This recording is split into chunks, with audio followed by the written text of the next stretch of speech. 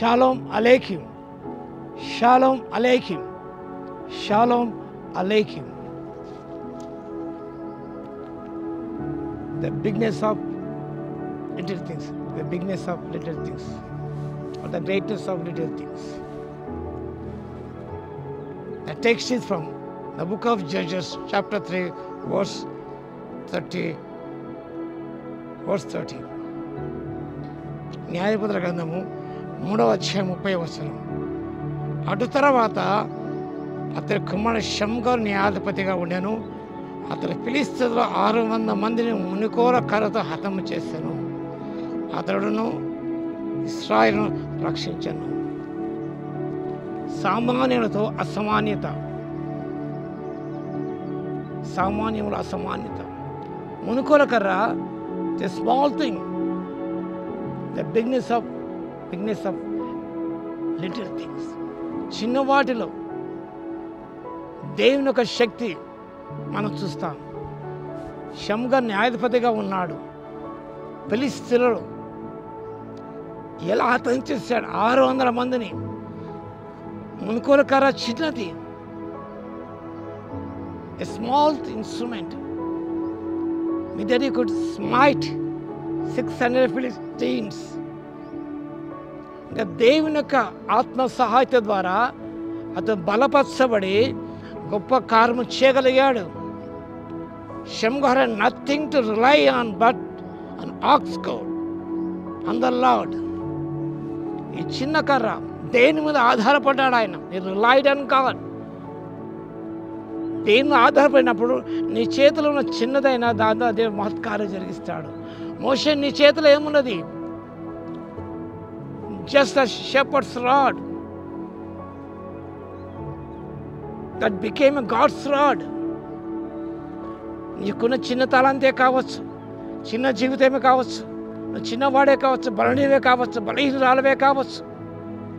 నీ జీవితాన్ని ప్రభువుకు సమర్పించి ఆధారపడినప్పుడు God will make you great.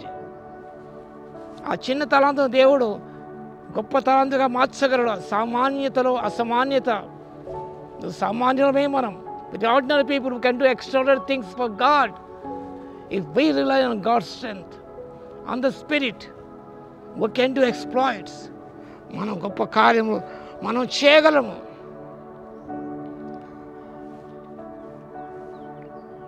You too are only an individual.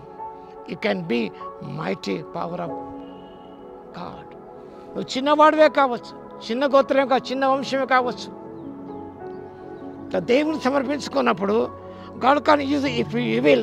Yield yourself to His will and His purposes. ఆయన చిత్తాన్ని ఉద్దేశాలకి నువ్వు సంపూర్ణంగా లోపరుచుకున్నప్పుడు నీ వ్యక్తిగత ఒక్కరివే కావచ్చు, దేవుడు నీ ఒక్కరి ద్వారానే కార్యం జరిగిస్తాడు అన్నాడు. ఏలీయా ప్రవక్త నీ ఒంటరివాడే పోయాను అనుకున్నాడు. నేను ఒక్కనే మిగిలి ఉన్నాను, ఇంకా 7,000 మంది నాకు మిగిలి ఉన్నారయ్యా అన్నాడు ప్రభు. దేవుడు ఒక్క ద్వారా కార్యాలు జరిగిస్తాడండి. 1000 మంది ద్వారా కాదు, 1000 మంది ద్వారా కాదు. గిద్యోను ఆయన ఫాలోవర్స్ ఎంతమంది ఉన్నారు? Not lakhs in numbers, only 300 విజయాన్ని మీద అమోఘమైన విజయాన్ని ఆయన సాధించినాడు. 300 people, not 3 lakhs people. 3 లక్షల మందితో కాదు. మనం ఎక్కువ మంది ఉంటే మనం కెన్ హ్యావ్ విక్టరీ అనుకుంటే మనం కాదండి. అది